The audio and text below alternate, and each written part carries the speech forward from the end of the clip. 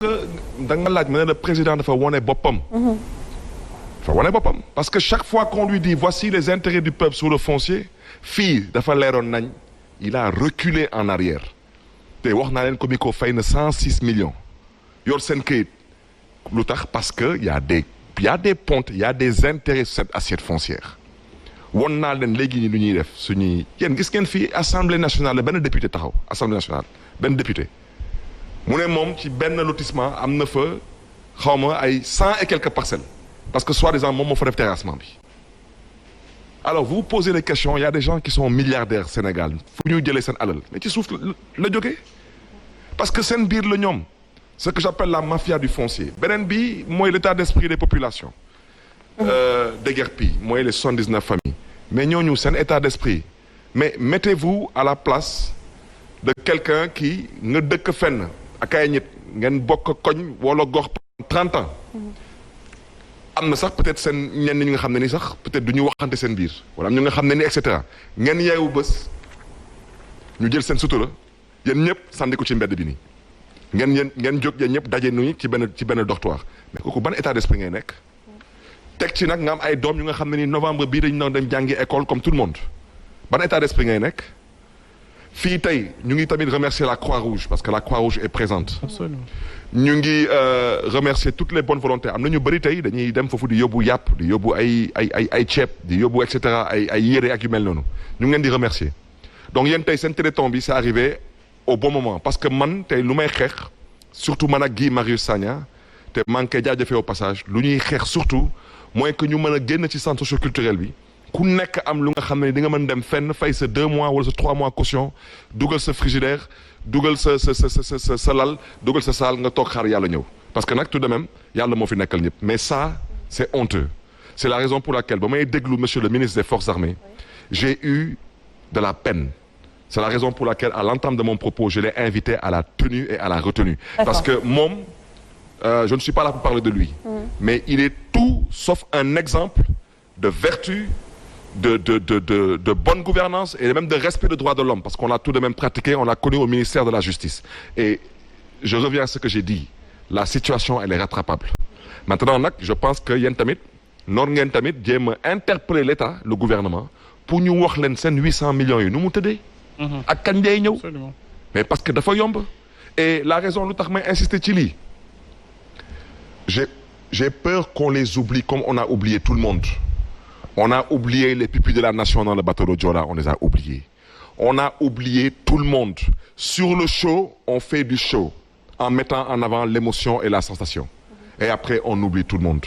moo tax fii wax dëgg yàlla ñu ngi insister pour que l'État n'ait pas une posture irresponsable parce que ñu ngi ci mbedd. Faut pas qu'on les oublie comme waa Cité Tobago entre autres. Non, mais non, Tobago, ça montre encore une fois de plus le vrai problème. Naka ngay jëlee nit kii nga jox ko këyit ba mu mën ci am ndox ak courant nit kii nga jox ko këyit ba mu mën na dem banque ñu lebal ko xaalis nga yeewu bés raser këram mais ça c'est y a qu'au Sénégal où ça existe y a qu'au Sénégal où aujourd'hui on a des problèmes de foncier qui sont incompréhensibles te lii man wax dëgg yàlla su ci autorité jógulee jógu ci tey wax naa leen lii fu ñu jëm ak lii ndox taawu fa parce que suuf dafa diis la plupart des conflits à travers le monde suuf moo koy indi ak ndox et là on a de sérieux problèmes avec le foncier et en milieu urbain aujourd'hui la CCOD dañ ko doon dissoudre ma baat ci kaw mais regardez ce que Macky Sall a fait le président Macky Sall bu problème littoral bi amee lan la def bu mu def jëlee décret bi ne maintenant maire yi su ngeen signé wulee préfet mooy ñëw signé mu dem ba ci biir man mënoon xaar ci moom sax pour un souci de transparence mu ne maintenant les maires dont les assiettes foncières à céder sont dans leur aire géographique, ces maires-là vont siéger en CCOD. mu ne maintenant DSCOS moom mooy siéger CCOD. naka nga mën a nekk direction de la surveillance et du contrôle des opérations des sols et en même temps tu sièges où on attribue les terrains. C'était pas l'attitude à prendre. Non, parce que tu ne peux pas être juge et partie. Et il y a un conflit manifeste d'intérêt. yow da ngay nekk DSCOS nga xam ne ni fii na ko fi tabax yaa ngi toog fii ñoo la xam nga lan la 50 parcelles ngi nii am jëlal ñetti parcelles wala am jëlal juróom parcelle wala juróom ñaari parcelle kan ngay tere mu toog foofu. mais pourquoi ñuy def loolu alors parce que li nga wax ni c'est tellement clair pourquoi tong-tong boobu pourquoi autant de failles dans ci gestion bi c'est parce que ñoo koy tey wala ils ne savent pas. comment vous pouvez définir cela damay joxe un exemple hectare bu nekk ci gàttal hectare bu nekk da nga ci am parce que saa booy morceler hectare 60% yi c'est à usage d'habitation et de construction, les 40% c'est pour la voirie. Les plus ay aires de jeu, ay centres de santé ak ay tali ak yu mel noonu. Hectare bu nekk da ngay génn 40 parcelles de 200 mètres carrés. Oui, mais c'est la même chose qu'on disait par rapport au Parti socialiste. Alors, est-ce qu'on peut croire, monsieur le maire, que c'est le système qui est monté des noms? Dama leen di laaj man socialiste la. En 40 ans de règne socialiste, je vous invite à citer les scandales fonciers. Et je vous rappelle, wax naa ko fii, nee naa corniche ginnaaw palais port nga dem ak moom ba ci dëkku Lebu yi nga wax ma fan ngeen doon gis les gens qui construisaient pieds dans l'eau. Même le Terrou-Bi et le lagon n'avaient que des permis d'occuper, même pas des baux, des permis d'occuper. Le Terrou-Bi a eu un bail avec l'arrivée du président Abdoulaye Wade, y compris le lagon. On se rappelle encore de la maison de Abdoulaye Makhtar Diop, entre autres. Non, il faut qu'on se comprenne. Abdoulaye Makhtar Diop n'a jamais eu cette maison sous le régime socialiste. C'est Abdoulaye Wade qui lui a donné. C'était une station d'épuration pour la SONES. Et il a été PCA et directeur général de la SONES. C'est le président Abdoulaye Wade, dans ses prérogatives constitutionnelles, qui lui a cédé le terrain. Mais le régime socialiste ne l'aurait jamais fait pour lui. Et il a été un haut responsable du PS. Parce que le PS avait tout de même... Donc vous voulez dire que le régime socialiste était carrément blanc la différence entre les socialistes et les libéraux. Il y avait des choses que les socialistes n'osaient pas faire parce que c'était des énarques. Ils avaient fait l'ENAM. Tandis que ils sont arrivés au pouvoir, c'était peut-être aussi leur force. Parce que les socialistes ont beaucoup fait. Vous êtes en train de faire monsieur le maire, vous êtes en train de faire un clin d'œil à votre papa là, hein? À qui? À votre papa, mais on va y revenir. ci place bi si géej gi nañ duggoon ci licence de pêche yi ci licence de pêche dañu duggoon ils se sont enrichis et puis les libertés les points E c'est le régime socialiste. Vous voulez que je vous dise les socialistes c'est quoi? Les socialistes c'est la SECAP. Je suis un enfant de la SECAP. Très bien. Les socialistes ce sont les HLM. Les socialistes c'est SCAT Urbam. Aujourd'hui SICAP Liberté yi ngeen di dégg nii Liberté 1 2 3 4 5 6 ça a commencé à l'indépendance moo tax ñu koy woy SICAP Liberté. D'accord. Les socialistes ont eu une politique sociale dans ce pays et aujourd'hui ça manque aux Sénégalais. L'acte que j'ai posé et que je pose tous les jours je le fais pas parce que je suis d'anonymat, je le fais parce que je suis foncièrement socialiste. Ceci étant dit, aucune œuvre humaine n'est parfaite. wax nga waxu licence de pêche yi mais am na. Ça a été un constat. Mais monsieur le maire. Alors il faut qu'on avance. Il faut que nous avancer très rapidement parce que le temps mu ngi jàll te on a énormément de questions. Les socialistes ont permis à nos parents de pouvoir avoir accès au logement. D'accord. Alors. Monsieur le maire. Professeur ñu ngi ciy ñëwaat professeur. Alors professeur. Le Sénégal était fatigué. Ça aussi c'était pendant le cas. Très bien. Mais vous avez parfaitement raison. Ah oui. Et c'est la raison pour laquelle il y a eu la première alternance. Vous avez parfaitement raison. Donc c'est bon. Alors ñu jàll ci beneen actualité bi muy l'affaire Télico. Parce que c'est important qu'on en parle. La justice encore au devant de la scène ñu waxu indépendance de la justice encore une fois ñu bëri jàpp ne que dañoo bëgg xokkatal kii di Souleymane Téliko kii di Ahmed Tidiane Coulibaly premier président bu Cour suprême moom génn wax siffler la fin de la récréation on peut le dire comme ça wax ne que waruñu politiser cette affaire Téliko. Comment vous analysez justement ces propos? Mais d'abord c'est quoi l'affaire Téliko? Je comprends pas c'est quoi l'affaire Télico. J'aimerais aussi qu'on me réponde. Lépp luy magistrat yi di xeex lu ñuy xeex te c'est normal parce qu'ils sont syndiqués daanaka seen ay avancement daanaka seen ay ñoom tamit seen ay suuf parce que ñoom tamit. Exactement waaw mais ñoom lu ñuy kaas loolu yëpp su leen état satisfaire woon est-ce que affaire Télico day am tey damay laajte. Monsieur Télico je rappelle que ba ñuy jugé Khalifa Sall ba condamné Khalifa Sall. Moi, j'ai eu une posture. J'ai considéré qu'on a été agressé. Mais M. Télico fait partie de ces magistrats qui ont considéré que je devais être jugé. Moi, tout ce que j'ai dit, je l'ai dit à ma façon. la magistrature sénégalaise, la justice sénégalaise est plus que malade. Elle est agonisante. Alors maintenant ñoom la seen biir nañu xool nu ñuy lijjanti seen yëf wante lu am ba am tey mooy les Sénégalais ne leur font plus confiance. La justice. Non, c'est une corporation où on sent qu'on dirait que les gens sont là pour défendre leurs intérêts personnels. Dans l'affaire Téliko, je vous pose la question. Où se trouve le problème? Confiance à la justice et puis yow ngay dem di porter plainte ci justice boobu. Mais depuis que je porte plainte, parce que j'ai pas le droit de me faire justice moi-même, mais la plupart des dossiers où je suis allé au tribunal, j'ai pas trop d'espoir. Kon da ngay jox sa xaalis bi avocat bi comme ça. Ah, mais lan ngay def soo demulee parce que xamul tax mu neex des fois day am ay dossiers yu nga xam ne ni da ngay xam ne ni que fii ci dossier bi amul prescription doo introduire léegi dossier bi amul prescription donc doo am ndam parce que àndoo ak ñoom wante ñoom bés dañ fi jógee te normalement président Macky Sall lu ko fi dese su ma juumulee ñu ngi 2000 ñaata 20. waaw lu ko fi dese mooy ñeenti at wala Omar du noonu waaw kon moom su fi jógee y a des dossiers qui sont actuellement au tribunal. Et ces dossiers concernent des détournements de deniers publics. En matière de détournement de deniers publics, il n'y a pas de prescription. Absolument. Bés bu ñu fi jógee rek on réactive. C'est tout. C'est important. Alors, oui, Omar Faye, yaa ngi doon bëgg intervenir tout à l'heure par rapport à l'affaire Téliko. D'expliquer un peu sur les logements, quoi. Parce que kii dafa expliquer loo xamante ne il fallait ñu wax réellement fi état bi doon ut xaalis waaw dafay permettre aussi ñu xam ne ñun xam nañu. Très bien. Parce que affaire Téliko. Logement, l'histoire des 100 logements, l'histoire des 365 hectares avec Alliance Groupe Marocaine, l'histoire aussi de la gare routière ak gare pompier bi, l'histoire de la corniche avec les terres et tout. te mënuñu permettre ak la taxe. Parce que il faut pas oublier nen xam naa bu baax fi nga nekk mais il faut pas oublier que l'histoire des logements dont on parle Sénégalais bi moo koy c'est-à-dire ki amul dara moo koy joxe. Parce qu'il y a 2000 francs, il y a une taxe de 5000 francs sur le ciment.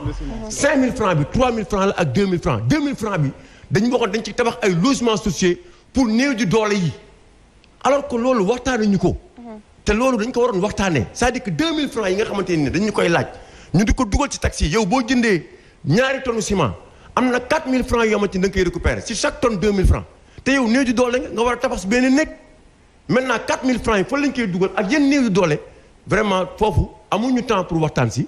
mais waroon nañu may temps à ce que ñu expliquer Sénégalais li nga xamante ni moo am parce que foofu aussi il faut que lay am. Affaire Téliko. Maintenant. Il y a une crise judiciaire actuellement dans ce pays et c'est dangereux dans un pays ministre bi fi nekk bi mu fi nekkee ba léegi ci ay problèmes la ñuy dund.